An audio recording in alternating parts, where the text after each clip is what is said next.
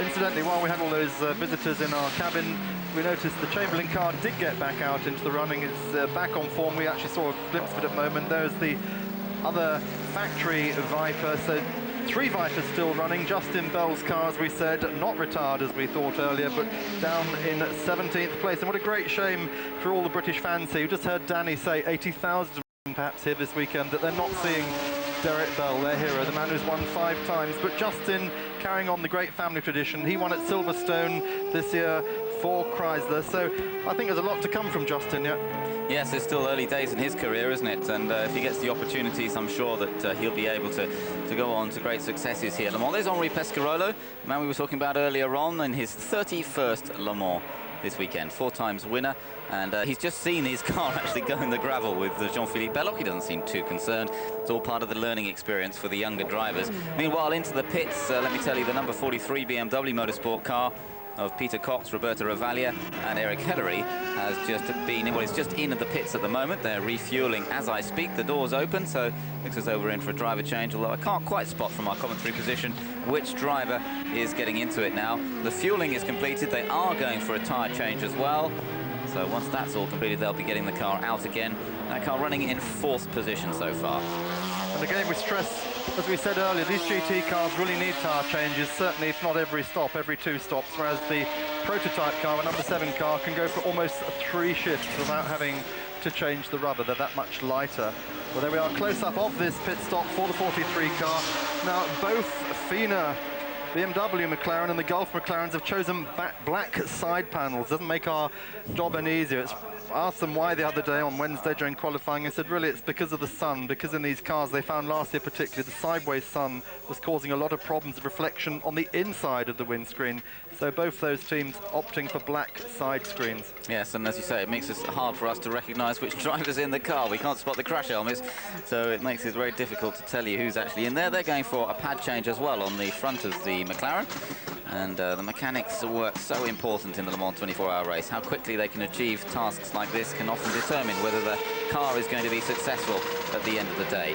Tyre change also, putting those new set of rubber on and then getting the car ready to come back out again. Now what you just saw there, you saw one of the ACO officials here in the yellow band saying you've got too many people working on the car. He was warning the team manager, this man standing in front of the camera, warning the team manager not to have more than 4 people working on the car. Quite interesting. Only 2 allowed on the tires, 2 on refueling, and a 5th man is allowed to clean the windscreen and help the driver get settled back into the car. So Eric Hellery, it is just in the car now, as the captain confirmed. He was the winner of the Le Mans race back in 1993 when he drove a Peugeot, along with Christophe Bouchard, the man we had up here in the commentary booth earlier, and Jeff Brabham. And this, in fact, is his 5th time at Le Mans, and a very competitive driver he is as well. He was the runner-up in the 1995 French Touring Car Championship. Last year raced in the BPR Endurance team with the Viper, in fact, who's driving the Chrysler Viper most of the time, but this obviously a great opportunity for him this weekend. Now, if you look at the state of the car, Ben, now, we've had very good weather. There is Charlie Lamb. In fact, we've had very good weather. The car is absolutely filthy. That is entirely down to the carbon brakes. It's this black dust that comes up and covers the cars and the driver inside, it has to be said, with absolutely filthy with this black carbon dust. So no reflection on the weather. In fact, a lot of the cars looking remarkably clean, those that are still running on steel brakes. There goes Hellery up the hill, and Charlie Lamb is actually here for the first time ever. He has never done Le Mans 24 hours either as a team manager or a spectator. Always clashed with the Nürburgring 24 hours where he was running BMW's touring car program. So this is all totally new to him. Yeah, it's amazing, isn't it, that they come in and tried to run this setup. They've done a very good job of it, I have to say. I mean, the car must have run absolutely superbly, and apart from that problem they had on the number 42 car, the original problem, which was a leaking coolant hose, they had to lost about 8 laps trying to sort that problem out. In the end, that car was finding its way back up the order until this morning when JJ Leto crashed against the Armco barrier. He was out in the car after a break, and it just went wrong for him early on in the session, and that caused the end of the number 42 car's program. Sad news as well for Steve Soper, who of course was part of that team. Now, of course, we're past the morning stage now. Here in France, we're coming up to 11:45 in the morning, 10:45 UK time. Drivers now beginning to really get back into the groove a bit. It's that little couple of hours between dawn and sunrise when you had the problems. That's when we saw 3 people go out, Mario Andretti, Bob Wallach, and as you just mentioned, JJ Leto, all vastly experienced drivers, but all 3 of them just making mistakes. They all admitted it themselves. Yes, that's the difficult patch, the concentration hard to achieve, but now with the end a little bit more in sight, some 4¼ hours away, and perhaps just one more stint for each driver, they can cope with that, and they're looking forward. The sun is definitely shining here at Mans as the cars continue round with 19 hours and 48 minutes completed, and the number 26 Works Porsche is about to achieve 300 laps here. It's got a 1-lap advantage over the number 7 prototype car of Johansson, Alboreto and Christensen, and the 3rd place Gulf McLaren is a further lap behind, and that's the car of Gounon, Raffanel and Olofsson. Behind them, the 4th place car is the number 43 BMW Motorsport car of Cox, Ravaglia and Hellery. And in 5th place, the other Gulf McLaren of Andrew Gilbert-Scott, Ray Belm, and the Japanese driver Sakaya. So it's all settled down quite nicely over a little while, but there is a very interesting situation which we referred to just before the break, and that is the fuel situation with regard to the race leader, number 26. Now, the problem they have there is the fuel rig for the number 26 car. There's actually something wrong with it. They can't use it any longer. What they need to be able to do is to use the fuel rig of the number 25 car, which is now out of the race. That's the Hans Stuck Bob Wallach car that went out earlier on this morning. The problem is they're not quite sure, nobody's quite sure at the moment, whether they're actually allowed to use the fuel rig of the other car.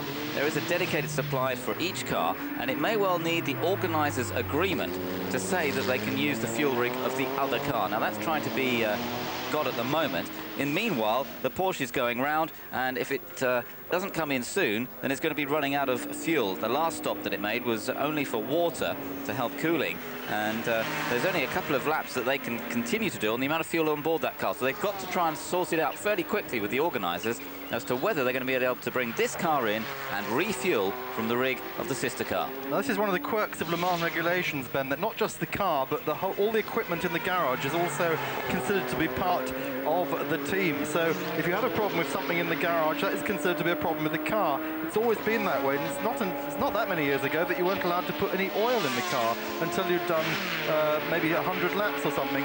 Even at one time, you couldn't take water on board the car, so they were very, very tight regs. That, of course, is in the days when more road-based cars were running. Of course, we don't see anything like road-based cars running now, do we? I mean, these are GT cars. Well, they're certainly quite a long way away from their road-based brethren. I suppose we can say the GT2 cars are a little bit closer to road cars. And these are road cars in a way. They have to be. There has to be a road car version of each of these cars out there. Certainly in the GT1 class, the prototypes are somewhat different. They are pretty much pure racing cars. But there is a road-going version of this car, for example. If you've got enough money, you can go and buy one. In fact, I saw it on the road in the centre of Le Mans on Friday morning, so we know it exists, we know it runs. I'm still looking for the Mercedes CLK GTR road car, but certainly this does exist. Well, the car exists, but the question is, have they got the fuel, and are they going to be able to sort out this problem with regard to their refueling rig? That is a major worry. Remember, they've got a 1-lap advantage at the moment, but if they have to start backing off now to save fuel, because they're still arguing about it, then that obviously is going to cause them some problems, and it could give the number 7 prototype a chance to close up a bit.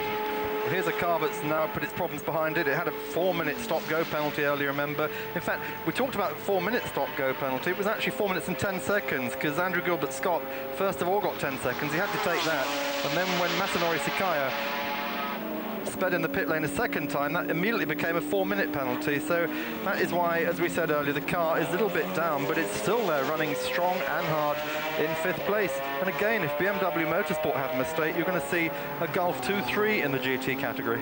Yes, that would really be quite something, wouldn't it? Meanwhile, by the way, the leader in the GT2 category is the number 78 car still.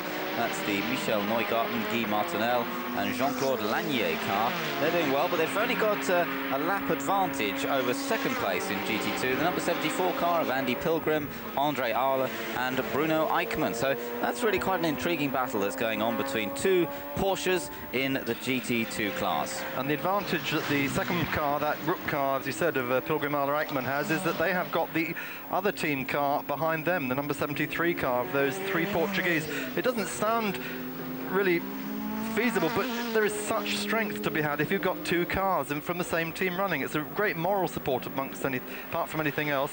They're a little bit down. They're 13 laps down on those leading GT2 cars, but just the fact they're running there and they're there in a way to protect the front-running car of their team is a great moral advantage at Le Mans. It always has been. This is why it's always been better to have two cars than just one car in the 24 hours.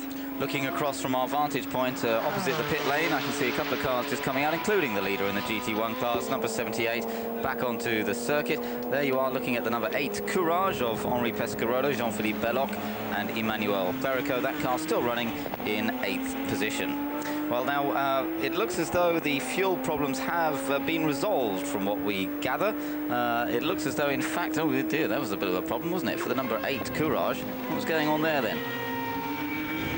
Yeah, the car's snaking around quite a lot. Looks as though they got it sorted out. And Jean-Philippe Belloc's having a rather incident-filled session at the moment. We saw him off in the gravel trap a little bit earlier on. And yes, as I say, latest news about that Porsche number 26. It looks, in fact, as though they have already they did refuel last time round. Bit of confusion down there in the pit lane as to what was going on. And it looks as though they did get the chance to refuel. So it looks as though they've sorted that problem out. And the little bit of a flutter that was going on in the Porsche pit now seems to be over. And car number 26, which has led ever since its sister car went out this morning, is still looking very comfortable up front. It's now completed 301 laps. And even as you spoke, we see the positions change. That number 8 car we're just looking at has dropped down to 9th place now, in fact. You remember we saw it in the gravel just half a dozen laps ago. And that's let the Ferrari up into 2nd place in the prototype category now. So great run for the Moretti team, the Momo team. And even though Gianpiero Moretti has said he's not driving a car, I would bet money on the fact that if that car is still in the same position towards the end of the race, he will do the final shift. Well, that would be interesting to see, wouldn't it? Yes, maybe just sort of the final half an hour or something. He could do just a short shift towards the end of the race. And that would be a great way to finish it off. And it's good to see that team doing so well. Gianpiero Moretti bringing the car over from the United States. Didier Tays, Belgian, but has done a lot of racing in the States himself. And Max Papis, the Italian, who we are familiar with on Eurosport with his exploits in the PPG Kart World Series. And he's been doing a good job in his first full season in that championship. Well, of course, Max also starred in the States last year. He drove this car last year, had 3 wins in it with Moretti. He was changed for Massimo Monti this year, not for any problems, just because Max wanted to get back into mainstream European racing. He loved his racing over there. The Americans adored him. They christened him Mad Max over there. The name's now stuck with him, and he and Moretti have stayed very, very close, and that's why he's invited to come and drive the car in place of Derek Bell.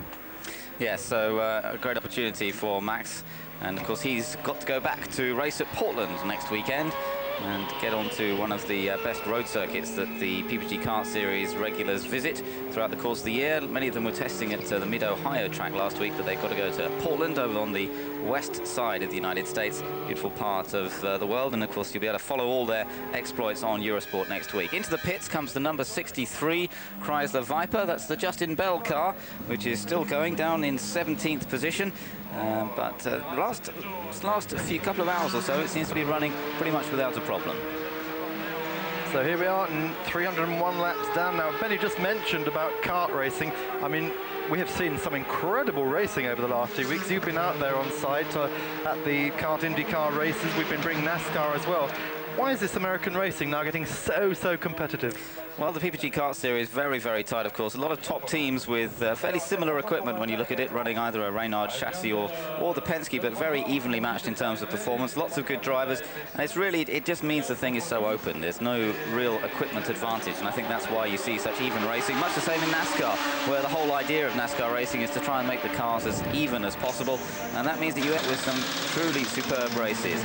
And that's what we've seen in the PPG Kart Series. The last 3 races have all been very exciting, and they've all been really keeping you on the edge of the seat right until the dying moments, until the checkered flag. I mean, last week in Detroit was just astounding as Mark Blundell headed to what looked like his first victory, only to run out of fuel in the last corner of the lap, and the victory going to Greg Moore, who'd only taken his first win the weekend before. So it really has been an incredible series of races, and I think we're going to see more races like that in the kart series, and of course in NASCAR as well as we go through this year. And don't forget, we've got some NASCAR on Eurosport tonight. We're bringing you the Michigan NASCAR race, so if you haven't had enough motorsport by the end of this evening with the Le Mans race here on Eurosport, then do please stay with us for NASCAR from the United States. And then of course later on, Ben, you'll be doing highlights. from this race. So that's right. We've got highlights of what's been going on through Le Mans throughout the entire 24 hours, and we'll be taking a look at the highlights and lowlights, and there's been a few of those for many of the drivers who suffered with retirement. Such a disappointing way to go out. We've still got 21 cars, though. Of the 48 that started this race, it's a little under half, but still a good effort. And as the Chrysler Viper of Justin Bell there about to go back out, that looked like a fairly trouble-free stop for them. And Justin actually in the car at the moment, by the looks of things. He goes back out onto circuit. Yeah, he's just taken over from Pierre Yver. Pierre, very, very experienced man. He was with Courage and Kramer, and then with Lassig Porsche for a long, long time. Many years of Group C racing. Wonderful to see him racing again. And Pierre's getting on a bit now, but he's one of these men who doesn't want to stop. He thoroughly enjoys his racing. And here's Justin, still, as you said earlier, still young enough to have a great sports car career ahead of him. And what a good job he's been doing this year. Second in Hockenheim, winner at Silverstone. They missed the Helsinki race, and here they are still running in Le Mans, one of only 21 cars out of the 48 starters still on the track. Well, we're gradually coming towards the end of this transmission of Le Mans. We've still got plenty more to bring you, though. Our next program will be starting at 1 p.m. Central European time, and then our final live program will be starting at 3:15 this afternoon. That's 2:15 if you're in the UK, which will, of course, take us right through to the checkered flag. So we've still got plenty more to bring you, and who knows, with just over 4 hours to go. In fact, I'm just waiting for the clock to tick over to 20 hours as I speak. We're on 19:59 at the moment. There still could be many, many dramas before the day is done. Just to give you an update on positions, this car is still leading the race. The Yannick Dalmas, Ralph Kellerner's, Emmanuel Collard car leading from the prototype of Stefan Johansson, Michele Alboreto and Tom Christensen. And in third place, the number 41 Gulf McLaren of Jean-Marc Gounon, Pierre-Henri Raffanel and Anders Olofsson. That top three really has stayed the same for quite a while. Just into the pits there is the car that's in second position in GT2. And well, they seem to be running quite smoothly and cleanly at the moment. There, just to back up what I was saying earlier, there are our other programs today, including those highlights tonight, which will be on at 11 o'clock Central European time. Talking highlights, Ben, at that 1 o'clock Central European time, 12 o'clock, we're going to be showing a brief resume of what's happened during the race, so make sure you catch us in an hour's time to see how it's gone up until now. So with the GT1 car, number 26, still leading this race by 1 lap. The number 7 car and the number 41 still pretty much on the same lap, so there still could be a battle for second position if the cars all run cleanly towards the checker flag. The TWR Porsche run by the Yerst team and the Gulf McLaren of Gounon, Raffanel and Olofsson. That is still a battle to be taken right to the end of the race. Well, I'm glad you were able to enjoy us for this morning stint. Go and have a bit of a break, enjoy your Sunday, and I hope you can come back and join us again a little bit later. We're hoping to have a few more guests join us in the commentary booth here just opposite the pits. So from Ben Edwards and Mark Cole, we'll see you a little bit later. Welcome back to our coverage of Le Mans and looking at the situation from just a little while ago. We're just taking a look at the Porsche 911 GT1, having completed 301 laps and leading this Le Mans 24-hour race, pretty much as it has done since early on. The main part of this race has been a battle between this and its sister car, the two Works Porsches, looking for the 8th factory Porsche victory at Le Mans in the history of the race, and the 25 and 26 cars dominating from the start on Saturday afternoon. For a little while, the number 7 car led. That's the prototype car of Stefan Johansson, Michele Alboreto and Tom Christensen, but ever since then, it's really been a battle between the 25 and 26 cars. Well, since this morning, the number 25 car went off when Bob Volek was at the wheel, and unfortunately, Volek actually making a mistake on his own, which caused damage done to the car and broken drive shaft as well, and that put that 25 car out. So Hans Stuck, Thierry Boutsen, the two teammates of that car, unfortunately seeing their hopes for a win here at Le Mans finished. There is the leading car into the pits, the number 26 car back into the pit lane, and to make the various normal stops and the refueling. They thought there was a bit of a scare with the refueling early, but that got sorted out. No major dramas, in fact. And just looking through the list of the various different leaders since the beginning, only the 25 car, the number 7 car, as I mentioned. Briefly, the number 43 car led yesterday afternoon. Really, that was just through the series of pit stops that were being made at that point. That's the BMW Motorsport car of Peter Cox, Roberto Ravaglia, and Eric Hellery. That led for a very short period. Also up there very briefly was the number 22 Nissan of Eric van der Poel, Riccardo Patrese, and Aguri Suzuki. That car led briefly as well when they were in the middle of pit stop strategies. But apart from that, the only other car, the Leto Soper Piquet car, leading briefly as well. Apart from that, it's really been the story of the Works Porsches. There you're looking at the number 78 car, leading in the GT2 category, and doing a good job. They, of course, had that problem earlier on with the left rear wheel that detached itself from the car. That dropped them back down in the class. But they managed to get it sorted out in the end. The marshals certainly meant that there was a little bit of a problem trying to get that car back in the pits, but eventually they managed to do that. The lead car back out again, the number 26 car, the Yannick Dalmas, Emmanuel Collard and Ralph Kelleners onto circuit once again. And the concentration required to keep driving this car at full pace, very intense. Fantastic crowd here, and the sun really beginning to shine today. We've had cloud cover for most of the weekend, but thankfully the rain has stayed away, and the weather conditions have been pretty much ideal because the temperatures not too high. The drivers had a chance to not bake too much inside these hot cockpits, particularly as the front engine cars, as James Weaver was telling us in our earlier program. The front engine cars, of course, creating a great deal of heat that's thrown back into the driver's cockpit, and if you've got high ambient temperatures as well, then it really becomes a bit of a sweat box in there. Thankfully, the temperatures have not been that high this weekend, and that gives the drivers a bit of respite. It gives the engines and transmissions a bit of respite too, as they don't have to work in quite such unfriendly temperatures. So the number 26 car still leading the race, and a fantastic performance from the Works Porsche team, the factory team, who, as I mentioned earlier, they've won the Le Mans 24 Hours 7 times in the past. Really quite an achievement, but now they're looking for that win number 8. They came close to it last year, but in the end they were beaten by the Joest team with that TWR Porsche prototype car, which is still running here, of course, in second position, and still running very, very competitively indeed, just losing out a little bit in terms of outright speed, and of course having to make extra pit stops compared to the others. Just looking back over the Porsche's history of success here at Le Mans. In fact, the 14 wins started off back in 1970, when that was a privateer team that actually took the win on that occasion. The first factory team win was in 1976, when X came through with Van Lennep to take the first Porsche factory team victory. In the following year, they also took success. X then teamed up with Bath and Hayward for their second win. But X and Bell combination, X and Derek Bell combining in 1981, 1982 to take victory for the Porsche factory team. And Derek Bell was again part of the Porsche factory team when they won in 1986 and 1987.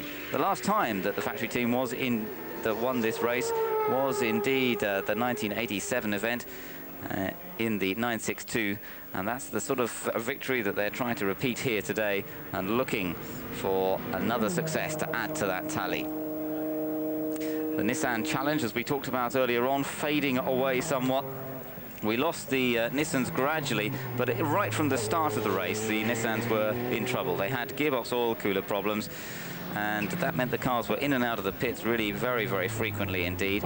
And eventually, we started to actually lose the cars from the race itself. The first one went at just about 4 o'clock in the morning, and that was about 10 past 4, in fact, in the morning. That was a gearbox problem in the end that put them out. That was the Riccardo Patrese Aguri Suzuki car. And the other car that went out was the number 21 car, the one headed by Martin Brundle, also Wayne Taylor and Jörg Muller in that team.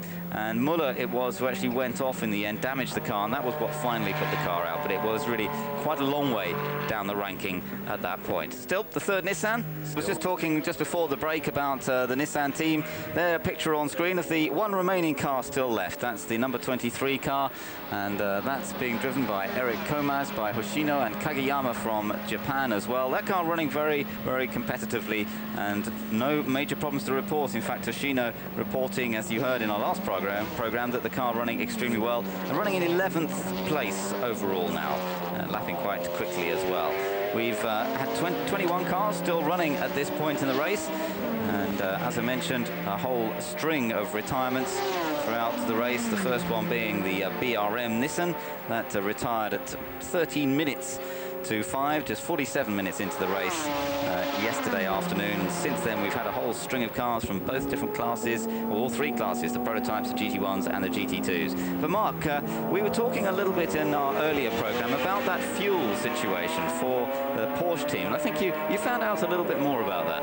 Yeah, so we've definitely got to the bottom of it, the bottom of the tank, as you might say. I went down and talked to Norbert Singer, who is the competitions director of the Porsche factory team. What had happened was that for some reason the ACO, the organisers of the Le Mans 24 Hours, had switched off the fuel supply to their pit. They obviously realised the 25 car was out. It was crashed by Bob Wallach early this morning, and someone had obviously given the wrong order. They switched off the fuel supply, which lets them take fuel from the centralised refuelling system to put into their fuel towers. And for a sort of a somewhat panicky 10 minutes, they were trying to persuade the organisers to switch their fuel back on so they could fill the tower. That's why they had to keep the car out there. So it didn't actually affect it, but they were getting a bit concerned at that point. So apologies earlier if we suggested there was problems with Porsche's own refuelling. Of course, no such thing could ever happen. It was Norbert Singer gave a very un-Germanic shrug and said, well, that's the sort of thing that happens here at Le Mans. One year, in fact, they had a major disaster in a Group C race when the whole of the centralised refuelling system was switched off. No teams could get any fuel for about 5 minutes, and there was cars standing in the pits unable to refuel. Somewhat embarrassing for all those guys still down there, and I'm glad they've managed to get that sorted out. So far, the number 26 car really has been running like clockwork, hasn't it? Yes, in fact, since we were on air about an hour ago, I've been down in the country. I've been down at Tetra Rouge, been down at the S's, just seeing what things look like out there, and the Porsche is so much smoother and quieter than anything else on the track. It's quite extraordinary. But we're getting to the stage of the race now where, as you said, we're down to 20 cars. You've got some cars out at the back that are now just cruising around to try and get to the finish, while up front we've got a huge battle. So the speed differential is actually getting greater now. We're getting towards the end of the race. And I mean, for instance, one of the Rook Porsches came down the hill from the Dunlop curves into the S's and was passed by 3 cars, 3 McLarens, just on that run down the hill in about a space of 500 metres. Quite extraordinary. Remarkable, absolutely. And as we say, 20 cars still running in the race, and 1 or 2 others that have been into problems. We can see that, in fact, the Mazda car has now been pushed away back into the pits garage as well, so that's a little bit of a disappointment to see the number 15 car pushed away. And also a lot of work going on the number 33 car, running in 6th place, the Pedro Lamy Porsche GT1. That has been running well, the Schubel car, but then they started getting cooling problems earlier on this morning, and now there's a lot of work going on with that car in the pit garage as the other cars continue round in these much brighter conditions. A lot of people out there have swapped the jeans that they were wearing yesterday for shorts today, enjoying a bit of sunshine and a chance to top up the tan before many of those British fans head back over the channel either tonight or tomorrow morning and return to work. Well, I have to say, Ben, it is actually seriously hot out there once you get out in the pine forests here, and very sandy at Le Mans. There's a lot of reflected heat, and it is very, very hot indeed at the moment. Remember, we're almost at Midsummer's Day now. We're, June the 15th. We're getting very close to the middle of the summer, and it hasn't really been summer weather up until this morning. Now it's all come good. We said last night with the beautiful sunsets, probably red sky at night, Porsche's delight. Well, at the moment it's certainly working that way. Just mentioning the Mazda then, they're very sad because the Mazda, again, despite its name, is very much an American entry. It's Jim Downing who's been building these Kudzu Mazdas for years in America. He's come here many times to Le Mans, so very much an American effort, although this year supported very much by the Le Mans factory, who loaned them one of the 4-rotor engines with which Mazda won Le Mans here in 1991, with one of our earlier guests, Bertrand Gachot. We're still watching the Nissan number 23 car. This car still, as I say, running brilliantly well after all those earlier problems for the other cars that dropped them right down the order and then eventually out of the race altogether in separate incidents. But this really is working well. You can see the car dancing around a little bit under braking in some places, but don't forget this is their first 24-hour race, as we were talking in the earlier programs. And if they can get this car to the finish, then at least they can put that down as an achievement to do such a short program in such a short amount of time, really, since September last year, to not only get these cars built. They actually had to design them in the first place, let alone build them. Then they had to build them, go through the whole engineering process of putting the car together, and then the development process of trying to make sure the car would stay together over 24 hours. To try and squeeze that into the few months that have led up to this June Le Mans race, well, that's a very, very tough task indeed, and TWR have done a good job, but not quite there, as we've seen, not quite able to challenge for victory this time, but next year there could be a great opportunity for them.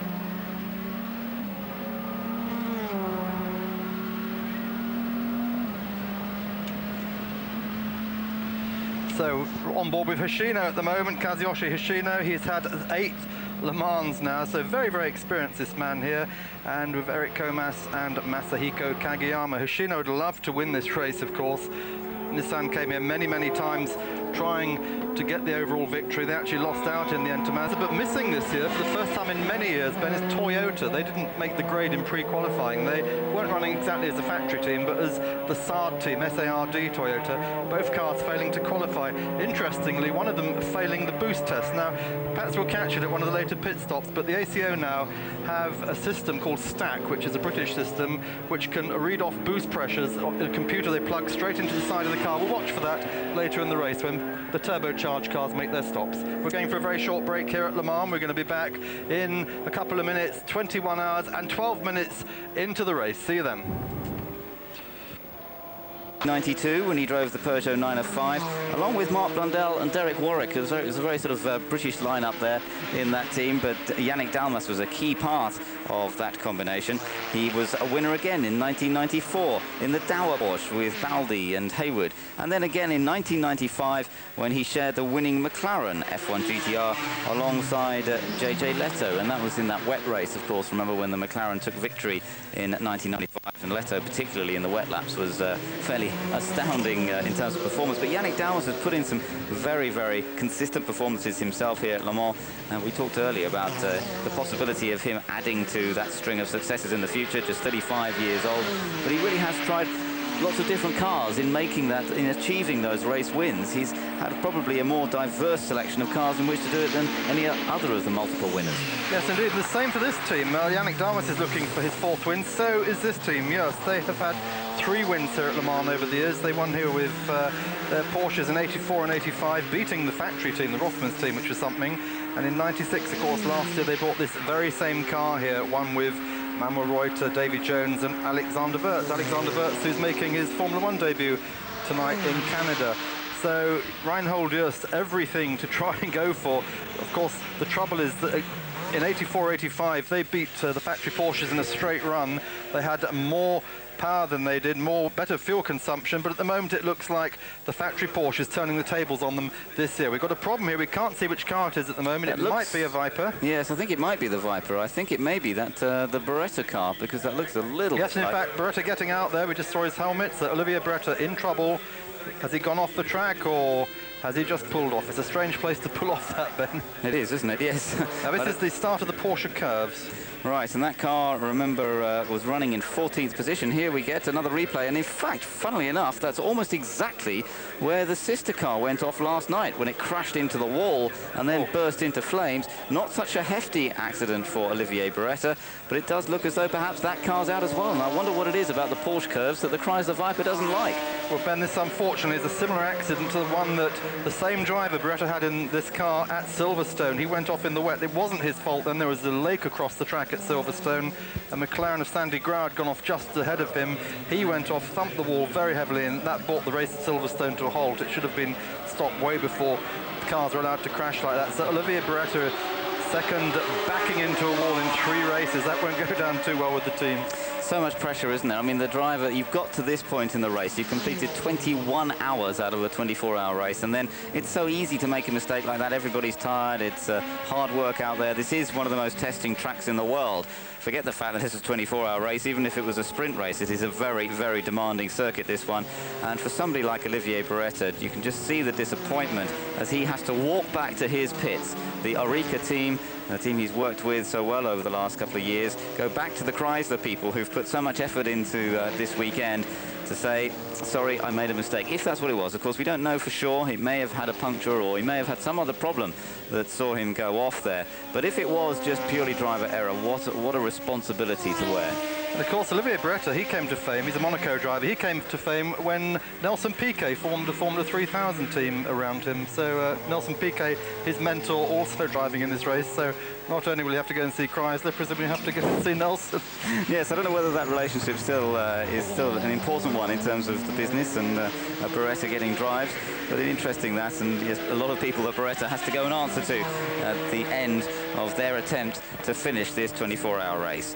As you can see around the circuit, beautiful greenery, a bit of sunlight through the shadows as well as the 26 car continues. It's completed 322 laps now. The lead over the number 7 prototype, the Joest Racing car, is some 2 minutes 11.7 seconds. It's not bad, is it, really? A 2-minute lead after some 21 hours. It's fairly close between the two of them. And then next back, just on 1 lap down, is the number 41 Gulf McLaren of Gounon, Raffanel and Olofsson. Then the number 43 BMW Motorsport car of Cox and Revalia. They're going well along with Eric Hellery. And then next up is the other Gulf car of Gilbert Scott, Belm, and their Japanese co-driver Sekaya. Well, they've all been running pretty much in those positions since the morning session, haven't they? Now it really has settled down, but it does this sometimes, only for it all to change in the dying moments. Yes, I don't think you could say it's been a boring race. It's been a very interesting technical race, but certainly haven't had the sort of cut and thrust that we've had in some years here at Le Mans.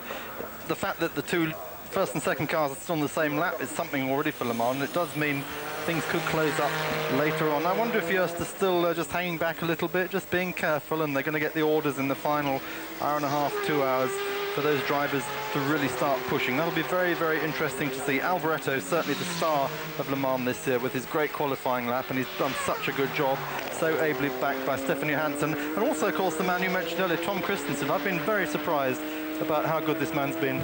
Yeah, he's done a great job, and a few of my friends who are here this weekend, they've been having a wander around the circuit and watching from various points around the track, and they said that Tom looked absolutely fantastic through the S's last night.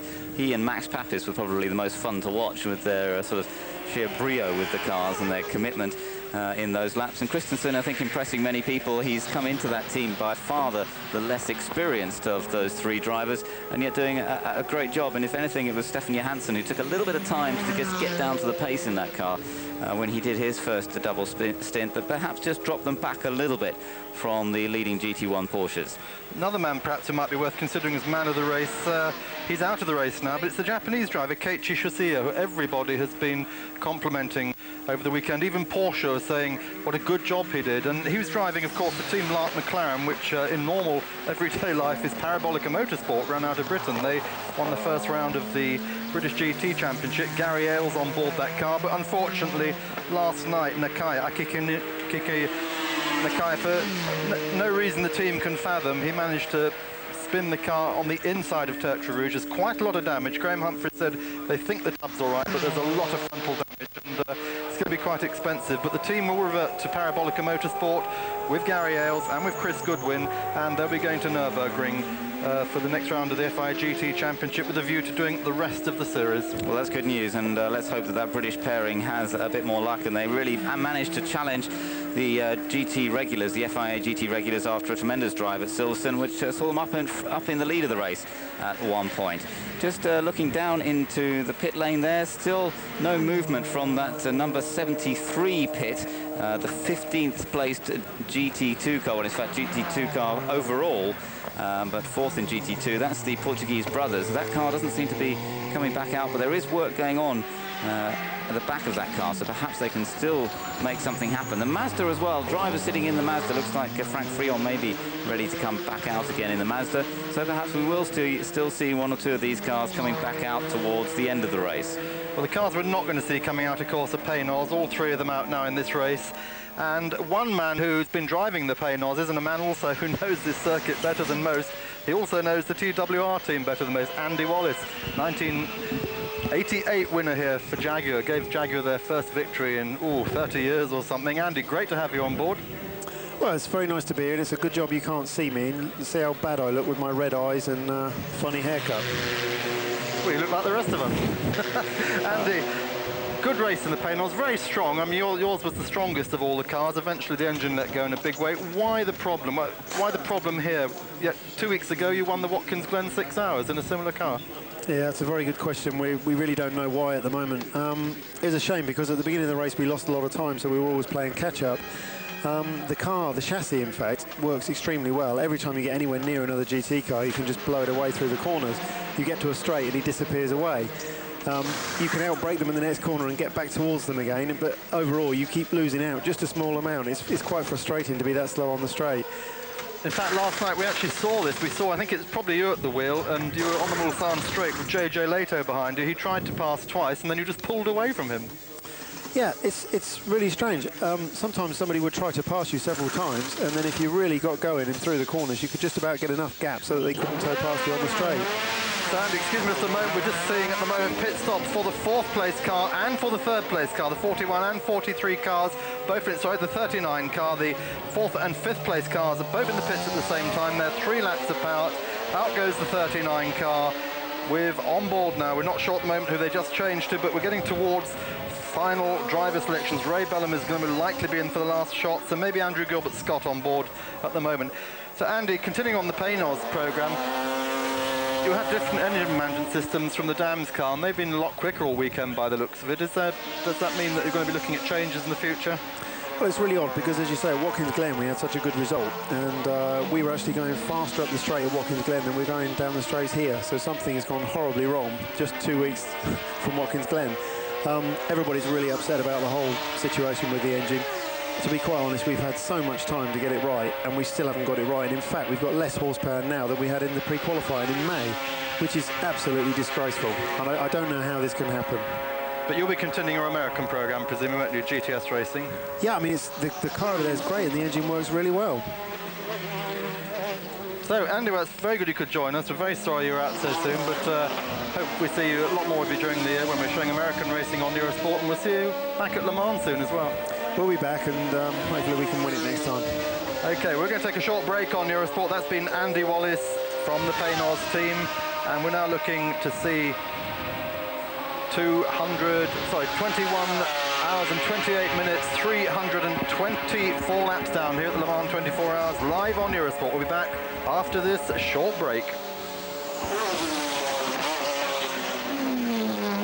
Now as they come down the Mulsanne straight, but the heat's causing a problem to this number 33 car of Pedro Lamy, the Schubel Motorsport car, because they've got a water leak from the back of that car, and they've been trying to sort that out in the pits over the last 10-15 minutes or so. It's been sitting in the pit garage, but we were just seeing some shots just now of more water coming out of the back of that car, out of the overflow. This seems to be pressurizing the water system, which is a little bit disappointing, and obviously another case of the problems perhaps of the customer 911s, the GT1 cars, where we've seen overheating problems really with quite a few of the cars, which is a little bit of a shame. Now we've got Prince Alfonso Dorion here with us once again, as he was last night. Alfonso, the race has really, it's been a bit settled, hasn't it? When we were talking about the race last night, of course, we saw pretty much a similar situation with the Works Porsche up front. Apart from losing the other Works Porsche this morning, it's settled down very much into a rhythm, hasn't it? Completely. I don't think there's going to be much change to the end. As you can see on the time board, there's really no times between the cars, but actual laps. Everyone's basically 1 lap down from each other, so basically those cars would have to do so much work to be able to recatch them. And with basically 2.5 hours left, I doubt that there'd be much of a change unless someone abandons. Well, yes, it's just really a question now of hoping that the equipment lasts, the drivers don't make too many mistakes, and that everybody holds it all together for the remaining 2.5 hours. Now, just looking at the prototype car there of Tom Christensen, the car running in 2nd place, car number 7. There's Stephanie Hansen and Michele Alboreto also driving that car. Alfonso, yourself, you're going to be racing a little bit later on in the year, hopefully in the prototypes, and in some races which are really just for the prototypes. Yeah, they're currently trying to put together a championship, Jürgen Barth and a couple of other people, in which they would allow the WSCs and various other prototypes, Barchettos, to be able to race in a 4-race series, which would include Donington, here in Le Mans, the Bugatti circuit. And I think Kramer is going to allow Tomas Saldana and I to be able to do those 4 races, and hopefully we'll get some pretty good results, because since most of the other teams will be tied up either with IMSA races or their current GT races, I think we've got a pretty good chance of doing good results. Is there a big difference in pure driving style between driving one of these open-top Barchettas and driving, for example, the GT2 cars that you've been driving more frequently? Very much. They're much more nervous. They've got more power, and due to the less weight, the power to weight ratio is much more. On the Kramer car, they don't have any differential on the back. So what happens is that if you don't set up the car properly, you've got quite a bit of understeer, and that can get quite tiring over a long period. In Le Mans, you don't notice it that much due to the long straights, but on a track like Donington, I think we'd be actually having a bit of a problem. But yeah, completely different. They brake, due to the carbon fiber brakes, they brake much harder than the GT2s. And the GT2, basically, you could say it's just a road car with a powerful engine. That's right, big difference, whereas the prototypes are very much purpose-built racing cars, as you say, much lighter as well. And that, of course, has helped on the tyre wear, particularly with the prototype. They haven't been changing tyres very often on this number 7 car. Every 3 stops, they've been changing tyres. The tyres just lasting very, very well all the way through 3 stints and then make a tyre change. But that obviously takes more time. That's partly how they've been able to stay up there, but still 1 lap behind. Still very, very close indeed, really. Just the 1 lap behind the number 26 GT1 Porsche, the works car up front at the moment. And then another lap back to the number 41 Gulf McLaren. So things are still pretty even. Another lap back then to the BMW Motorsport car. Then we've got a bit more of a gap. It's 3 laps then to the second of the Gulf cars, which is lying in 5th position. Just looking down the list as well, in the GT2 category, still our number 78 car leading after 276 laps. And the car of Michel Neugarten, Guy Martinol and Jean-Claude Lanier. That's some 4 laps ahead of its nearest opposition now. Andy Pilgrim, André Ahle and Bruno Eichmann. So with that advantage, they should be okay if everything holds together safely towards the end. Tom Christensen still at the wheel of this number 7 car, and as we mentioned earlier, putting in an absolutely superb effort. In fact, we're just looking at the way the fastest lap has gradually changed throughout the course of the race. Michele Alboreto set the fastest lap in this race at the beginning on the 2nd lap. He then improved it on successive laps, took the fastest lap on lap 3, lap 4 and lap number 5, and it stayed at that pace at 3 minutes 48.386 for a long time until Hans Stuck upped the ante a little bit more at about 7:10 last night. Lap number 48, Hans Stuck set the new fastest lap at 3 minutes 47.5. Well, later on, the other Porsche, the one that's now leading, of Ralph Kellner's, established a new mark. That was around 20 to 9 last night. He did a 3 minutes 46.5. And then Emmanuel Collard in the same car further improved it at 5:30 this morning. So that was a big, big gap. But just as it was getting lighter, Emmanuel Collard put in a new fastest lap at 3 minutes 46.4. After that, we've seen more improvements as Thierry Boutsen did a 3 minutes 46.2 at just a fraction of a moment after Collard had set his lap. And since then, it's been this man in the car, number 7, who has set the fastest lap. And he has the mark now at 3 minutes 45.068. He set that time at 1 minute before 6 o'clock this morning, when the conditions were just about perfect. That time in the morning, Alfonso, is just about ideal, isn't it, for setting quick laps? Yes, because due to the fact that the track is quite cold, the tires run cooler. That means you've got more grip, less wear, and also especially turbo cars, due to the fact that the air is a lot cooler, it allows more boost to be added to the car, and you can actually, apart from the fact that you get more power with the current boost, you can actually give more boost to the car without actually ruining the turbos, which a lot of the turbo teams do. That's why at night you will always notice that the turbo cars will be doing about 10 seconds faster than during the daytime.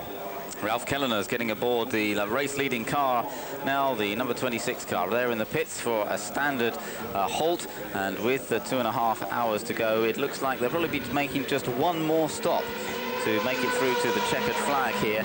And Kellner's on board now. I don't know whether the plan is for him to finish. I would think it might be quite possible that Yannick Dalmas would take over for the final stint, being a Frenchman at this French Classic. But then again, you've got Ralph Kellner, who's a German, driving a German car. So quite which way they will decide to go on that is yet to be seen. But that car accelerates down the pit lane onto the speed limiter, which means they come out nice and slowly, and then they can release the speed limit button on the exit of the pits and set off once again to go chasing after the first victory for the 911 GT1 Porsche sports racing car. Out it comes, and 327 laps are now complete.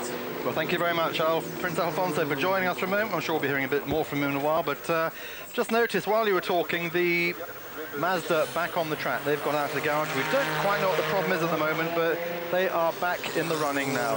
And 19 cars, I think, left, because still hasn't come up on the screen that we have lost the number 61 car of Olivier Beretta. He's still shown at this moment in 15th place, but dropping down the order. That car heavily shunted in the Porsche curves, and as Ben pointed out, in exactly the same place that Sohail Ayari went off last night, had a massive fire, which those who were watching our coverage during the evening would have seen almost the same time that the Lark McLaren was put off at Tertre Rouge.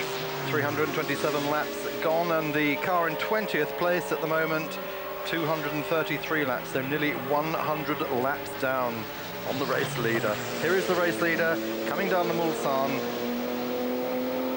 As Bill Cullen is still on board, taking drinks on, incidentally. It is still very, very warm here, although it's clouded over again, and there has been a hint on the meteor report of approaching rain. Just looking at that, he took a slightly strange line coming out of the chicane. He took a much tighter line than normal coming out of that chicane, and I just wonder what that was all about. Maybe he just looking after the car. A little bit difficult to say at that point, but definitely not running out as wide as he normally would on the exit of that corner. Let's just hope that there's no problems with it. Just looking at it, though, Mark, he's definitely going slowly. GT2 is catching him. He's going to go past him right now. We have a drama. We have drama here on hour number 21. 21 hours, 39 minutes, and it did look there as though the car was going a little slower than we would normally expect. He was definitely tight out of the previous corner. That GT2 car has not dropped away as we would normally expect. We'd expect him to disappear from that car normally, and he's cruising round. There is a problem with the race leader. What is going on here? Something has occurred, and the race leader, number 26, is in trouble. That, of course, is good news for the number 7 prototype. Some 2 minutes and 1 second behind this car. Oh, and it's on fire. Major dramas now as Ralph Kellernes bails out of the number 26 Porsche GT1 that's been leading from this morning when the sister car went out. He gets out of the car, he's okay, but he cannot believe it as up in smoke go the Porsche hopes for victory here in the works team. There's still a Porsche-powered car that now will take over the lead of the race. Come on, he says to the marshals. The yellow lights flashing, the marshals running with the extinguishers, but obviously he's stopped virtually between 2 marshalling posts there, so they're having to really rush to get to the car. It's the end of the race for the Dalmas Kellernes Collard car, and this is just remarkable drama with under 2.5 hours still to go. And of course, this is the worst possible place. It's just after the Mulsanne King. There's Norbert Singer, boss of Porsche Motorsport. He's giving it up. He knows it's all over. Just behind there is the Mulsanne King. This is the hump. This is the famous hump. Drivers are totally blind coming over there. You saw the yellow flashing lights on the top. And this, of course, the famous place also where John Nielsen backflipped a Sauber Mercedes, and where later Wyn Percy did the same thing, the Jaguar. Ralph Kellernes being checked by the marshals. It was worryingly long time getting out, but perhaps he was just caught up in his radio and drinks bottle antennas. But it does look worrying when you don't see the driver get out immediately. Of course, he had to stop the car. There he is. Look at him, absolutely disconsolate. He knew he had a chance of winning Le Mans. He was just an hour and a half away from it, 2.5 hours away from it, and it's all over. What a shame. I mean, you could just see them, and look at this body language, the disappointment. And we see so many disappointments, don't we, in motor racing? We referred earlier to that Mark Blundell disappointment last weekend, but having run so long, so strongly here, that car has looked so good. Both cars have looked so good, and now both out of the race. And this was just a repeat again. As he came over, the flames started to lick around the back of the car. He was already going fairly slowly at that point, although it's relatively, he's still doing about 100 miles an hour, quite probably, as then he had to stand on the brakes with all that fire coming out, unstrap himself, as you say, pull out the various connections to radio and drinks bottle, and then try and get out of that smoke. And thankfully, Ralph Kellner was able to do so, because just as well he could actually, because it would have taken the marshals quite a while to get there to help him get out of the car. Just as well Ralph was able to get out by himself. But up in smoke go the Porsche hopes for a works win, and it means car number 7 is now the leader of this race, having completed 327 laps. The car of Stefan Johansson, Michele Alboreto and Tom Kristensen. The very same car with a different driver lineup last year, but it won the 1996 Le Mans. Well, our good friend Prince Alfonso has just pointed out to us probably the reason he was in the car so long was he was setting off the onboard extinguishers. We did see, in fact, there was an immediate extinguishing of the flame. It didn't go up immediately once he'd stopped, so that's probably part of the reason. Ralph also looking after the car. But of course, Ben, what this means, this is all playing into Gulf McLaren's hands. They will now be leading GT1 as Joest, for the second year, lead the Le Mans 24 hours with their prototype. Yes, and there's 2 laps between them. The Gulf McLaren has kept up the chase of the Joest car, number 7, which now leads this race all the way through.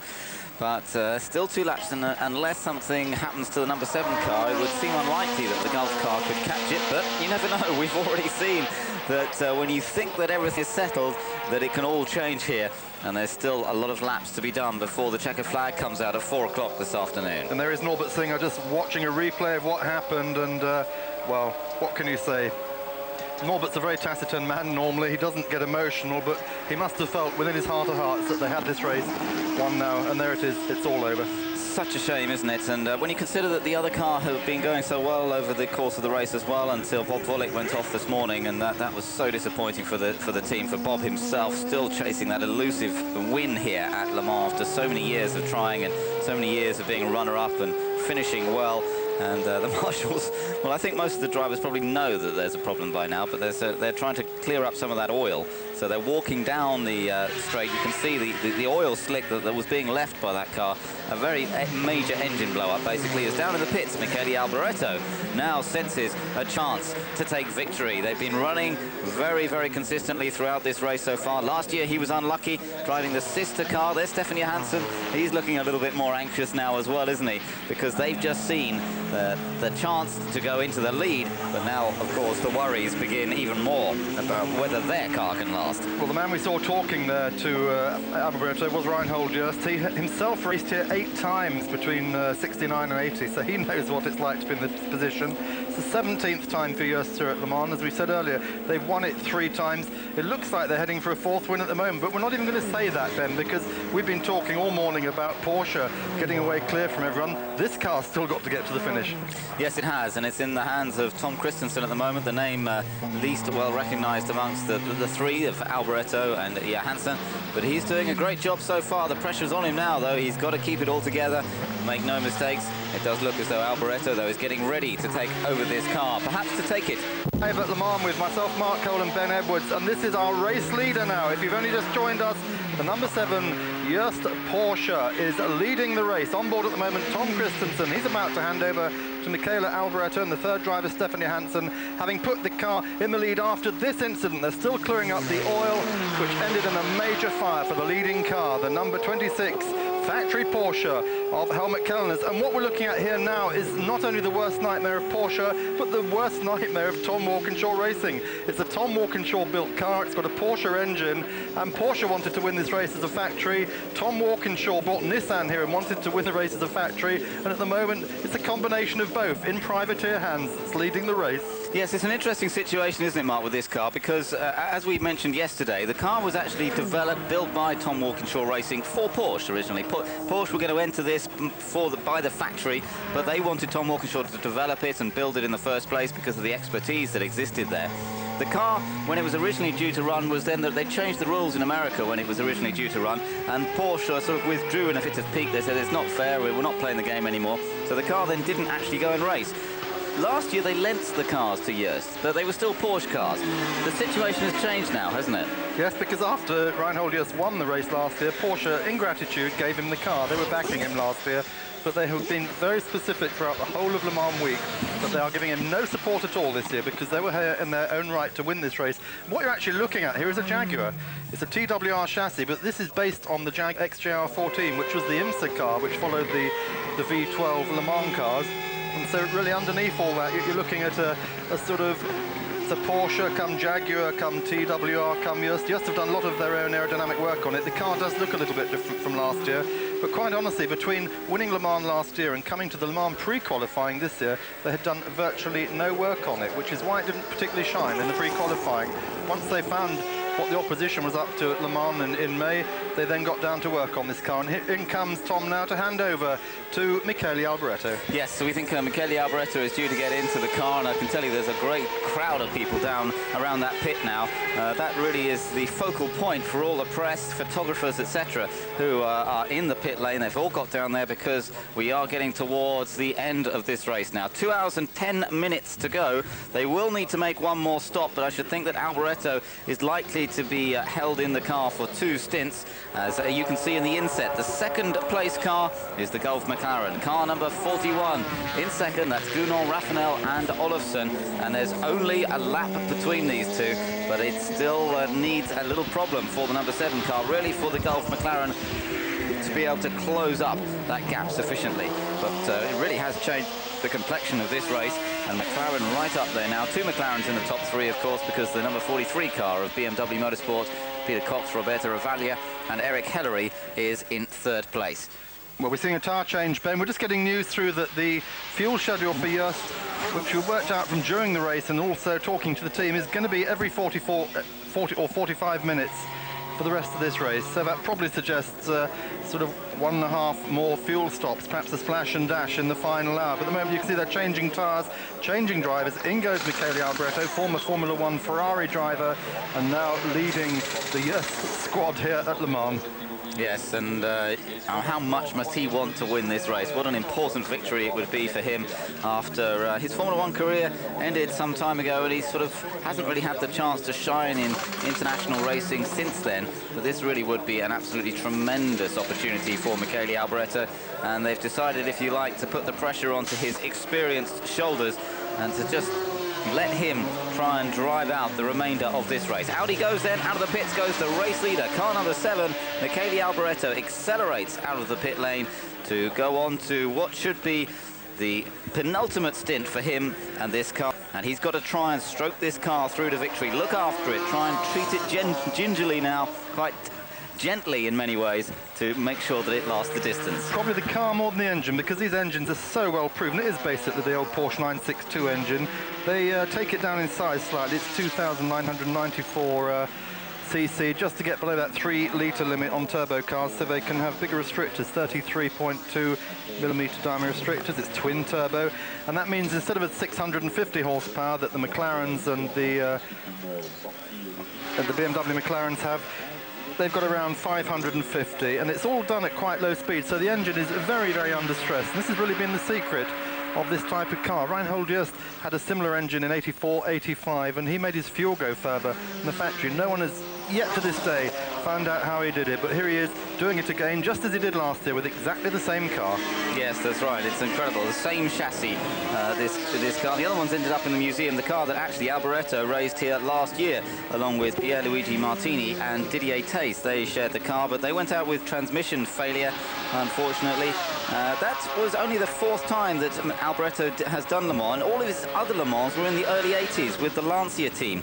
The Lancia Beta in 81, the Lancia Martini in 82, and in 83 he shared a Lancia LC2 with Teo Fabi and Alessandro Nannini. A very strong driver lineup that year, but the 83 race also ended fairly early on with clutch problems. Michele Alboreto has really not set a representative performance. His best performance here at Le Mans was 8th position in 1981, where he was 2nd in his class, but that's the best result he's had here at the La Sarthe circuit. Well, so interestingly, Reinhold Just became the only man to use the same car to win 2 years running when he did that in 84 and 85. And then now here he is again doing it in 96 and possibly in 97. Again, we're not going to count our chickens before they hatch, but it is looking very, very good at the moment. A 1-lap lead over the Gulf McLaren, the car, the number 41 car, driven by by Jean-Marc Gounon, Pierre-Henri Raffinel, Anders Olofsson. In third place, still that factory BMW car, the Peter Cox, Roberto Ravaglia, Eric Hellery car, 1 lap down on them.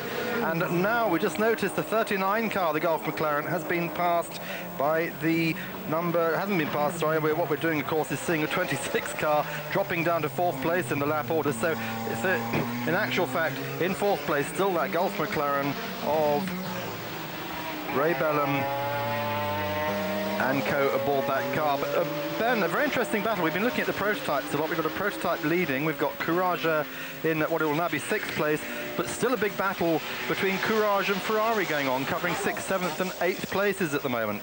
Yes, that's right. Interesting to see that. In 6th place, we've got the number 13 Courage, and that's the car of Cottaz, Polycon and Goossens. That's the latest version of the Courage. Then in 7th position is the number 3 Ferrari, 333 SP of Didier Tace, Max Papis and Giampiero Moretti. And then in 8th position is the number 8 Courage, and that's the Henri Pescarolo car, which is still running quite strongly. So yes, we've got 3 prototypes all battling for position there, although there's quite a few laps between them. There's a big gap between the number 13 Courage and the Ferrari. Between the Ferrari and the 2nd Courage, there's only 2 laps.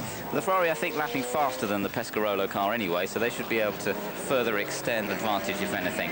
Down in GT2, meanwhile, there's a 3-lap advantage still for the number 78 car, Michel Neugarten, Guy Martinol and Jean-Claude Lanier. Their car working well. Meanwhile, the number 73 car is back out on the circuit now. Remember, we were saying that car was in the pit lane for quite a long time. Portuguese Melo Brena brothers, their car is back on track, and that's good news for everybody, and good news for Portugal too, with their first all-Portuguese team. Yes, indeed. 18 cars still in the running, because although they're showing 20 still on the screens, we of course lost the Beretta Viper, and we've now lost the Kellener's Porsche. So 18 cars out of 48, and this is getting fairly desperate. As you say, Ben, we've still got more than the length of a Grand Prix to go yet. So weather's coming and going, very hot again now. Yes, that's right. Lights flashing away on the Gulf car there as he comes up to pass the Lamy Porsche GT1 911. So important to try and set the pace and get on with the program as quickly as possible. And through he goes. The Lamy car gets out of the way. That car's still running okay, although there was water coming out of the back of it, and we saw on a shot not long ago. Still seems to be running reasonably strongly though, and let's hope that they can make it last right the way through to the 4 o'clock finish here. There is the number 41 car. Now, this car is actually in 2nd position, and as you could see in the background, the leader is coming around to perhaps put another lap on it. He's already 1 lap ahead, so that would put him 2 laps ahead. Michele Alboreto, Alboreto just finding his way past the Lamy car, tries to get through safely, and the blue flag's being shown all the way down the straight there. Marshall's doing their great job there.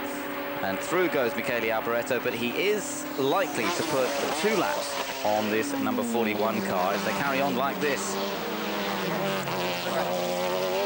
I think also, Ben, a moment just to say a word about the marshalling. We've seen quite a lot of incidents during the course of this race, particularly while we've gone on there. We've seen some first-class marshalling.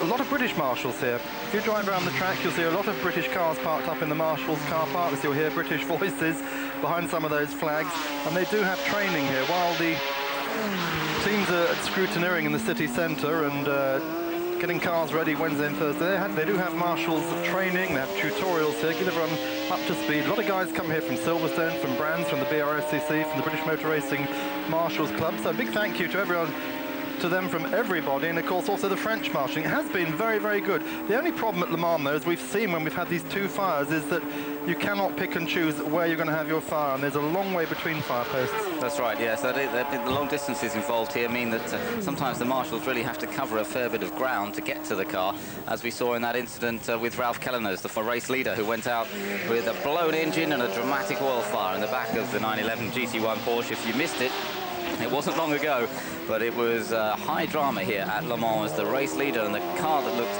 set for victory burnt its way out, and Ralph Kelleners was able to get out of the car safely. The marshals were eventually able to get the fire under control, but therefore handing over the lead. And we got another car, that's a Gulf McLaren this time, Mark. A Gulf McLaren in a similar situation to the Porsche. And the same place as well. That's right, and get that car slowed down as quickly as possible and get out of there. Which one is it? Is it the 41 or is it 39?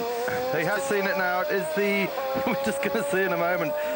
Well, let's hope he can get out of that car. It looks as though it could be Andrew Gilbert-Scott, but it's difficult to tell. Getting out, Andrew Gilbert-Scott is running it number 39, and that Yep. was the car that was running in 4th position. So Gilbert Scott gets out of his car, and this is just unbelievable to lose 2 cars to major engine fires in the space of about 20 minutes after both cars have been looking so good. I don't think we've seen quite this sort of situation at Le Mans for quite a few years, where 2 cars blow up in such amazing style. Great to see that Andrew Gilbert Scott is out of the car very quickly. And what good marshalling game then, we were just saying about it. Yes, again, they were right on the case, but there, the number 39 pit, the disappointment. These guys probably may not even have seen the pictures. The monitor is in the back of the garage.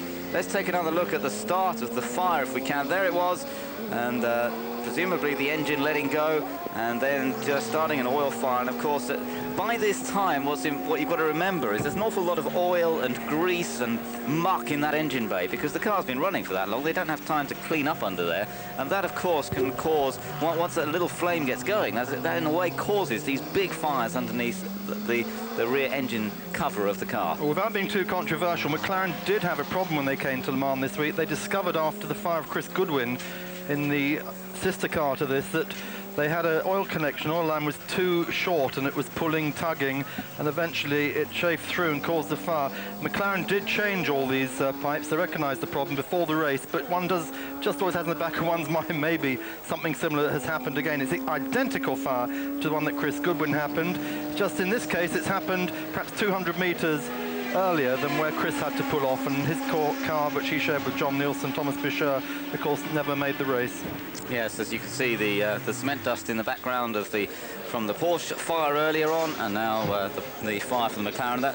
So that's Andrew Gilbert Scott. Ray Belm, of course, also driver of that car, and that's such a disappointment for Ray Belm, the man who, as you said earlier, Mark, instigated the F1 McLaren into sports car racing. And of course, what's happened here is his oil line is now down the right-hand side of the road, whereas Keller's on the left. So the marshals have their work cut out. But this is first-class marshalling. Again, congratulations to everyone involved. A great job by the ACO commissars.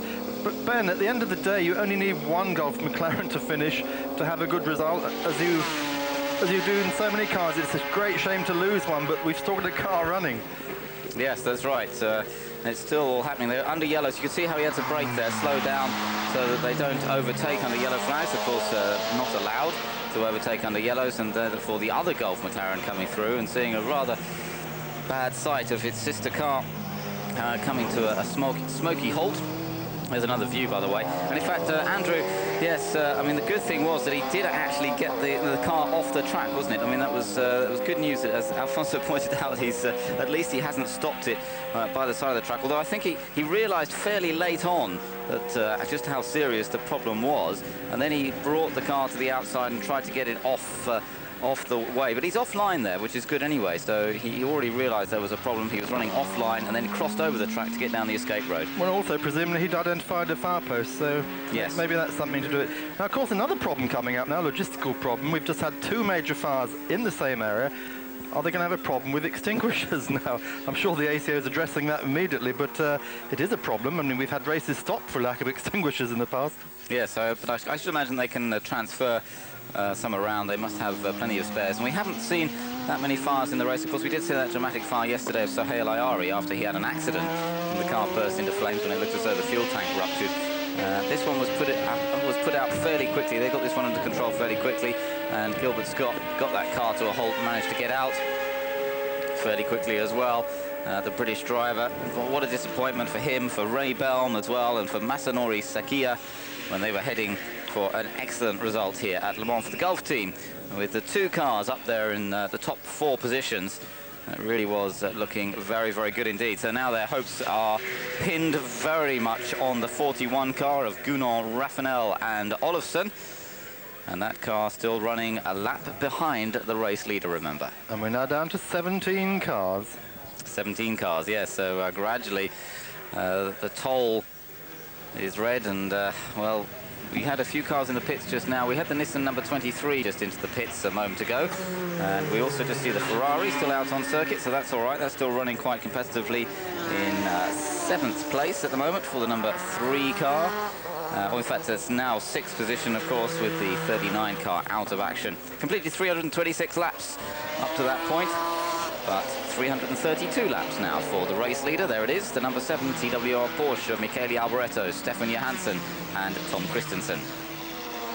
He's just coming up behind that other Nissan, actually. That car's just come out of the pits, number 23. Still running reliably now, but you can see not running at quite the same pace as our race leader. We're going to take a break, and we'll see whether more dramas unfold here. And so that's now up to 14th position overall, as you're looking at the burnt-out wreck now of the Andrew Gilbert-Scott, Ray Belm and Masanori Sekeya car that stopped down there on the way into the Mulsanne corner at the end of the Mulsanne straight.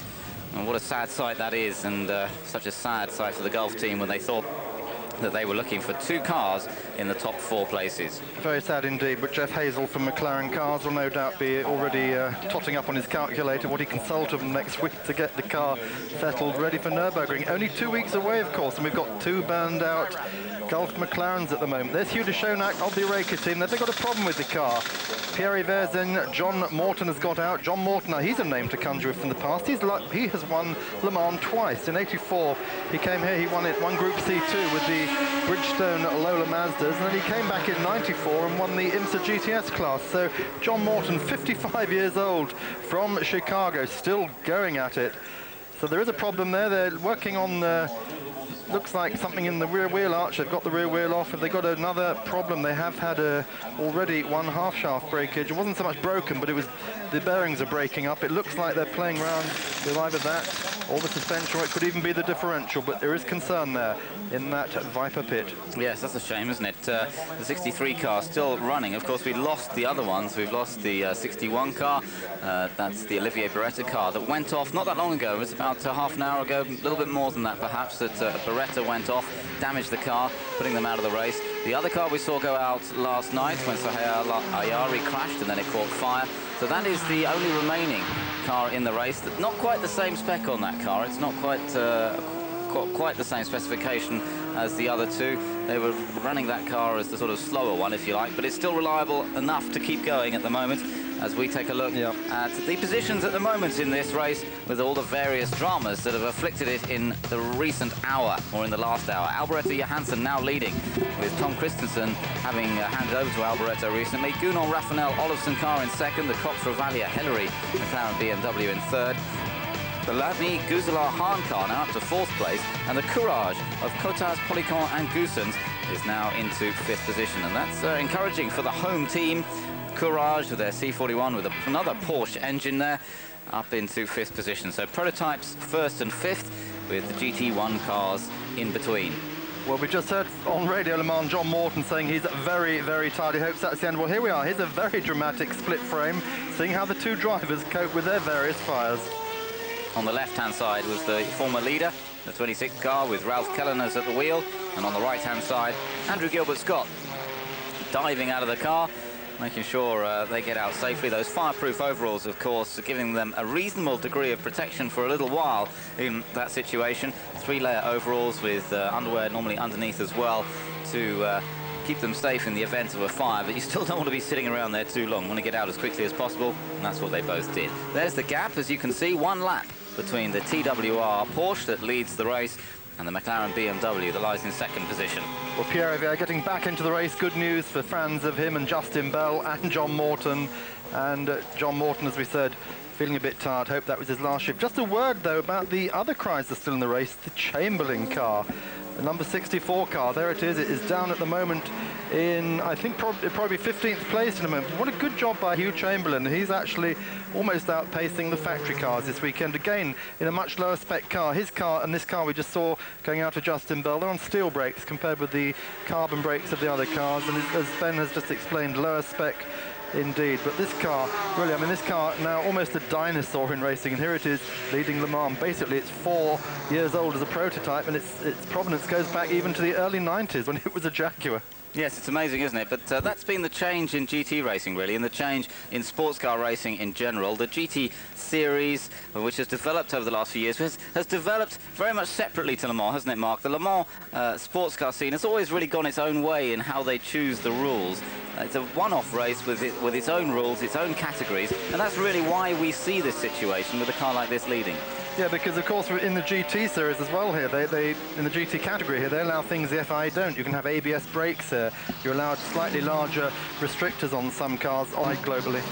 It's good news, and let's hope that that continues so that we get sports car racing all over the world, whether it be from the United States, perhaps even to Japan, and back into Europe with cars that are similar and evenly matched, and we get some top manufacturers involved, as we've seen really this year with the likes of Nissan getting back involved as well. Eric Hellery just preparing himself to go back out in car number 43 that's lying in third position at the moment, the BMW Motorsport car, with Peter Cox and Roberto Ravaglia sharing that car as the number 41 car. That's the second place Gulf McLaren, and there are some pretty happy Gulf guests here at the moment and celebrating. Well, don't celebrate too early because there's still some way to go. 22 hours and 14 minutes have been completed here of the 24 hours. Still an hour and 3/4 to go, and they've got to keep their fingers crossed and touch wood and all sorts of other bits and pieces to make sure that that Gulf completes the race successfully. Well, here are the two Vipers still running at the moment, following the second place and GT leading Gulf McLaren.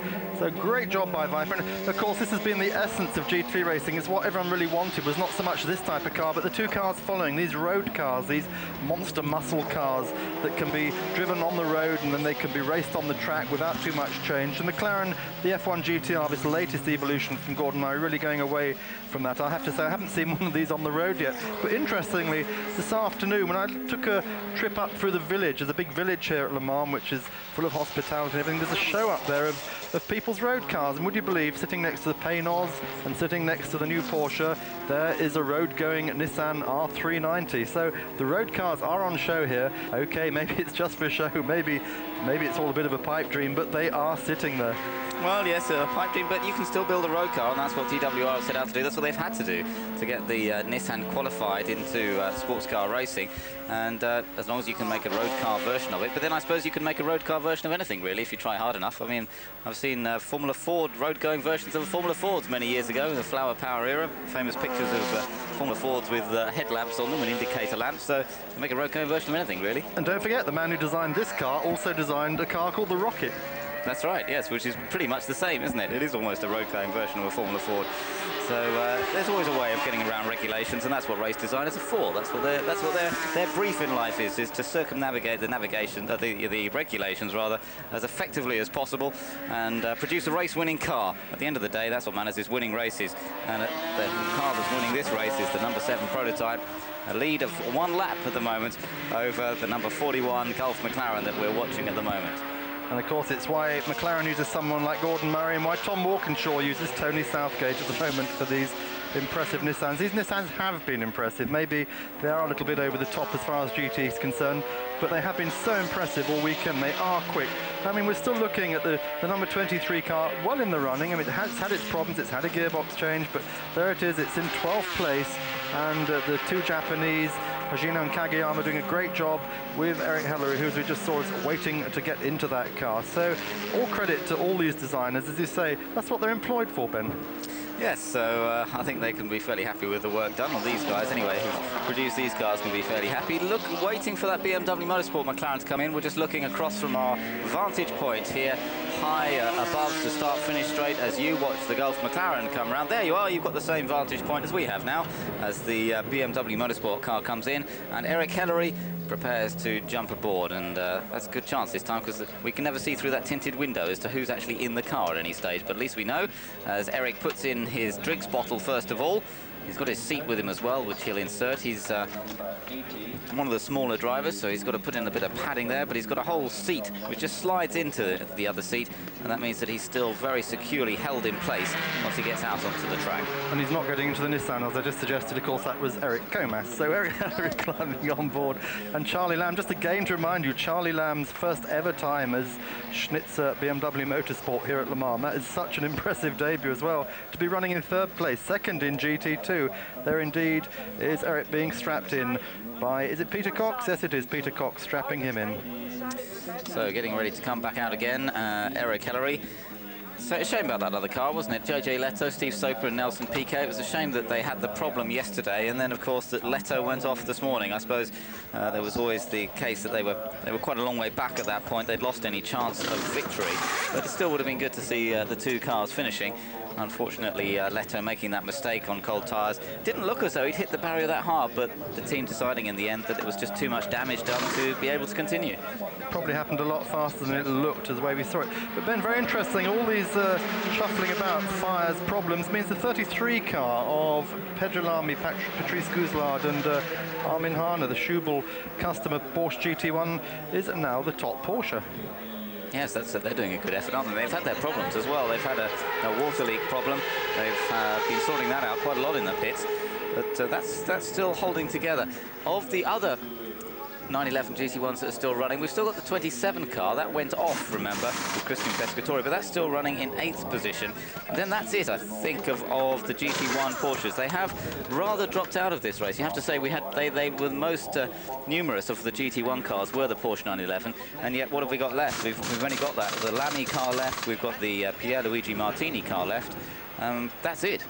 That is indeed. Well, as we saw earlier, they had problems of overheating, and we've seen several shots of even that Schubel car with quite a lot of water coming out through the overflow at the back. So there is some sort of pressurization problem. There has been of all the cars. They've had this front disc brake problem. They've had to change pads and discs more frequently than their competitors. This is a long stop. Is it a change again? Looks like they're working on the brakes at the moment. Perhaps nothing to worry about, just routine, because at this time of the race, you do want to spend a little bit extra time settling the car. You don't want to send it rushing back out and then only have a problem to make it come back in again. Yes, that's true. Now that the other Gulf car's out of it, they can take the time. Before, they were actually quite close. The other Gulf car was only a couple of laps behind them. But now that that car's gone, there's something like 21 laps ahead of the number 33 Porsche. So they've got the time to sit there and make whatever changes or have a look at things, check things if they need to, and still hold on really quite easily to 3rd position. What it does mean is they won't be in much position to challenge for 2nd place, but then they were a little bit far away from the other Gulf car. Out he goes. There is Eric Ellerine, lights ablaze, and he does now go back into the race. So 22 hours and 22 minutes completed, and we'll be continuing our coverage for around another 20 minutes or so at this point. Then we'll be taking a half-hour break, and then we'll be bringing you the final 3/4 of an hour right up to the checkered flag and a little bit afterwards as well, so we can enjoy the celebrations. Now, the question is, are the celebrations going to centre around this number 7 car for the 2nd year running? The Joest team who've put together this programme. It's amazing that if they can actually do it. I mean, 2 back-to-back victories in the middle of the 80s, and really, is it possible that they can put 2 back-to-back victories together in the latter part of the 90s? Fantastic achievement if they can. Well, we'll know, as you're saying, perhaps about 1.5 hours' time, but we're just hearing from the ACO that they have a massive crowd over the weekend. It's in excess of 200,000. They're going to give us a figure later on, but as we've heard all throughout the weekend, so many British here again, maybe 80,000 of this crowd in Britain. People always say that Le Mans is the biggest race in Britain after the British Grand Prix, so very true. And when we get to 4 o'clock, I can tell you, those terraces opposite the pits will just be packed with Britons going crazy. It doesn't matter who wins. They'll wave their silk-cut Jaguar flags they've still got there, their Aston Martin flags. They still have all their Group C flags. They come here, they wave them, and oh, here we are looking at the Schubel car now coming into the pits. That car at the moment in 4th place, the one that Ben was just talking about. Yes, whether this is a routine stop or not, or whether they've still got the cooling problems, we'll no doubt find out and see. You're talking about the flag waving going on, Mark, and a few of my friends again who are wandering around, they were saying that there's some guys down in the grandstand here, just along from us a little bit, who've been waving the Nissan flag virtually the whole time during the 24 hours. But they've disappeared and come back, and these guys have still been there waving the old Nissan flag. Shades of the old Jaguar days, really. Perhaps they're just TWR supporters, I'm not quite sure, but Nissan have their support here as well, and the car's still running, the 23 car still running. That's in 12th position at the moment. Well, of course, the difference is with the early years of the Jaguars that TWR still got 1 car running. I mean, there were 2 years when they lost all their cars. They had signs up on the garage opposite the crowded stand saying, "Sorry, gone home." Yes, that's right. Yes, at least they've still got a car there. And of course, they can sort of take delight in the fact that the TWR Porsche is leading the race as well, although it's not their car. it still comes, it's still borne by the TWR organisation, so there's still a certain amount of pride there. I remember being in Montreal last year, in fact, for the Canadian Grand Prix for Eurosport's coverage, and the excitement of Tom Walkinshaw and various other members of the Formula One paddock, in fact, at that car winning the race, because it was such a shame. It was such a big project to build that TWR Porsche in the first place, and then it never got a chance to be raced. For it to then go out and win Le Mans sort of vindicated the program, and Max Velti as well was involved in that program himself, now at Sauber, of course, and he was absolutely over the moon in Montreal last year. So it really does, you know, it crosses over the oceans. The success here at Le Mans really will make a difference. It's not such a TWR thing this year because that's the Nissan project. But even so, there'll still be a lot of proud people around, I think, at TWR, because if this prototype can win again, it just shows what a great car it was in the first place. In comes the second place car, leading GT. Going to follow his pit stop through Jean-Marc Gounon, Pierre-Henri Raffinel, Anders Olafsson. Those three doing a wonderful job here for Gulf McLaren. The only surviving Gulf McLaren, the three which started qualifying here on Wednesday night. We've lost two by fire, and staying in the car, I think it looks like Jean-Marc Gounon at the moment. Will see more clearly in a minute. Again, these tinted screens making it difficult for us. It's just refueling at the moment. Will they put tyres on? We'll have to wait and see. Out goes the 33 car. They've obviously just checked everything over carefully, sending it back into the fray. That's still in fourth place. The GTC Motorsport team under Michael Kane refueling the car. Fuel goes in at 1 litre a second. Yes, they are going to change tyres. In fact, they're just going to check the oil there. That's the engine cover off, coming off. Just check the oil levels. That's routine. Looks like nothing too serious, we hope. BMW and McLaren mechanics also just checking it over. Now, this is not a turbo car, so you will not see the ACO plugging in their computer. They only do that on the turbo cars to check boost levels. So they can get a printout of everything the car's done over the past 1, 2, 3, or apparently even 16 hours with one reading. In comes Emmanuel Clerico in the number 8 car. That's in 7th place at the moment, Ben. But here, still being fettled, is the number 41 Gulf McLaren. Yes, as you say, being checked over. It doesn't look as though there's anything too dramatic going on there.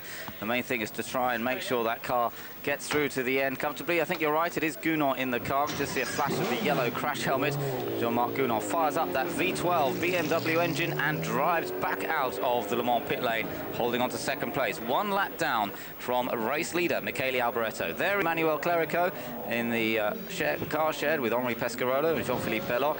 The Courage, which is based here at Le Mans, having a little chat. It looks as though he's having a little talk with Pescarolo as they get the car refueled and ready to come back out once more. Tyre change as well on that car, so this is probably the last tyre change, I should think, for this one. We've got just over an hour and a half still to go, and he might just be able to squeeze it through. Not quite. They're going to have to stop again, but they probably won't put another set of tyres. It'll just be a splash of fuel. Back with more from Le Mans in just a few moments.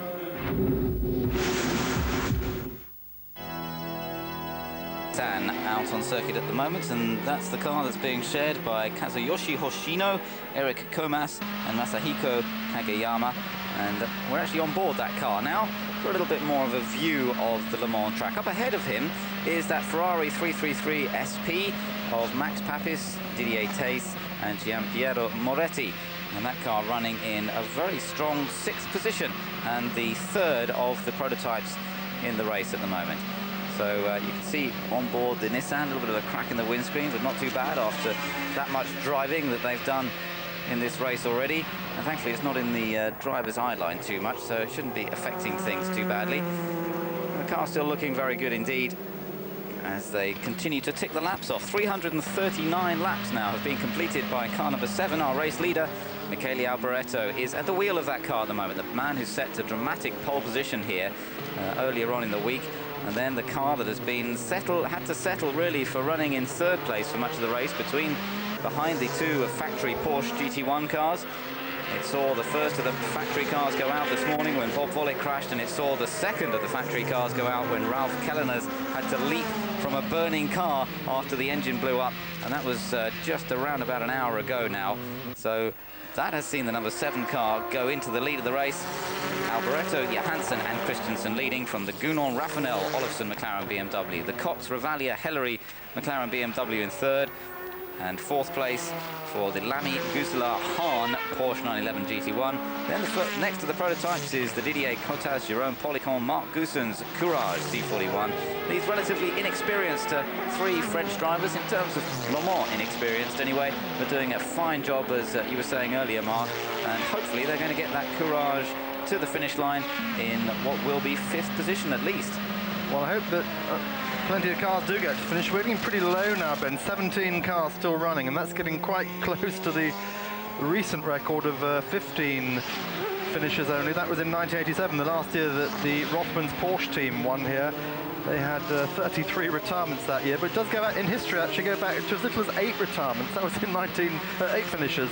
That was in 1926, and there have been years when there's been 30 or 40 retirements from Le Mans. This has been pretty heavy this year. I mean, we don't expect so many retirements in such a, well, from terms of view of weather and track conditions, a fairly easy race. We've had no bad weather. We haven't had the terrible rain we had in 1995, and we haven't really had the hard fight we had last year. It's been a relatively processional race up until now, and so I don't know what the problem's been, but 17 cars left means that we've had 21 retirements, or 31 retirements already. Yes, a bit of a surprise in a way, I suppose, and perhaps partly because of the qualifying problems, the people having to push so hard in qualifying.